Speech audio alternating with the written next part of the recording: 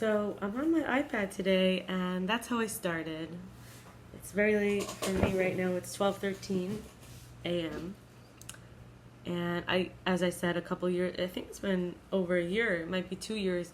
Yeah, it's 2 years already. It's over 2 years that I started doing these videos. I used to sometimes have to sit outside the library when my Wi-Fi wasn't working, and wait for the Wi-Fi to upload.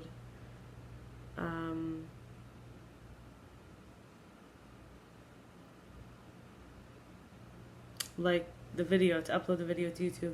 I'm in jury duty. My phone broke today in the evening while I was doing a good deed, buying food and a drink for a homeless man. And I slept 4 hours last night, and I can't go on jury duty Friday, Sunday, Tuesday, and they were giving me mixed messages until finally the lady said, "Oh, you don't have to come in, but you're serving. You can't postpone it, and we'll get in touch with you." And I have to trust her. So, I mean, but the beauty of using my iPad now is that I remember all those videos I took on here. This iPad is the main reason why I could even have this channel. I don't know why the camera's so fuzzy, but it could be because it's dark in the room. So let's see what we could cover for today, just to do it. So the Sefiros in the primary way are faculties of primordial power. They can be misused, and they are potential. They're not good, they're not bad. When we think of impulses, they are patterns of nature that we're given. For example, the holy power of speech is a gift which is from a place of spiritual infinity. Words are alive and exist past the speaker, and the person has used the impulse to express. And these days we know this in such an amazing way because our words can pass time and space. In other words, they could be recorded for people later, and we could do a live conversation with someone across the world. So we are the choice makers on how to use our impulses. Animalistic means that when we call it animalistic, it means we haven't used that sphera or that power or that attribute or that potential or that primordial faculty in a choice way. We haven't used it for choice. Our choices are what we have the power to elevate, and even the choice to see what our recent choices have been. So every time we angle our attention, every attitude we take is an angle of approach. Every focus we have, everything that we specifically concentrate on or look at, this is and they say in Kabbalah we learn that's the Sefiros make up the Kabbalistic tree of life, but they say that the angels can see everything we deliberately look at.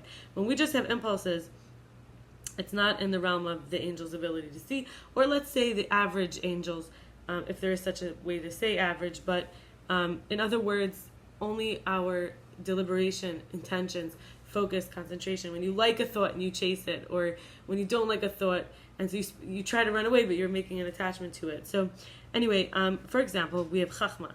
Chachma is staying in the comfort zone. Bina is projections.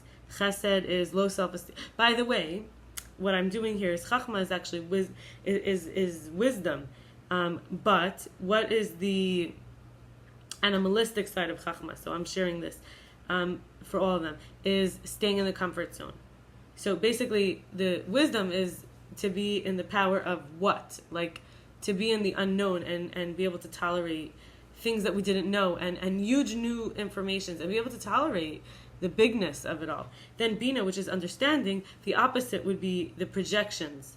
So this would be when we're not making the choice to understand, we're projecting. Chesed is the right arm. So this is the right brain, the left brain, or the right side of the head, the left side of the head. Then we have Chesed, the right arm, which would be loving kindness, sharing, expansion. The opposite would be low self-esteem. Or not the opposite, but the without choice, the animalistic, primordial, primary sort of faculty power could go that way. Gevura, the animalistic side, would be withholding.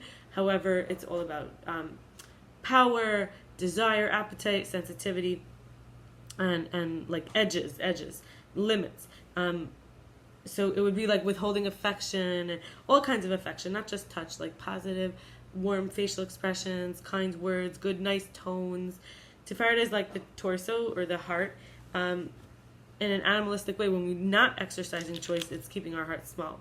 When it wants to grow and radiate, and instead of like, oh, I want love and my heart is small because I'm not getting love, it's becoming the love, becoming the lover. the one who loves. Netzach, which is right leg, is and then we have Hod, left leg. So Netzach, right leg, is victory, eternity, perpetuity, but in the animalistic way, it's to never compromise. Then the Hod, which is like splendor, gratitude, majesty, it's like learned helplessness. So these are animalistic without choice. Then we have our whole pelvis region. This is foundation, secrets, creation, manifestation, and this is all about bonding also. So in the animalistic, disempowered or sort of without choice faculty,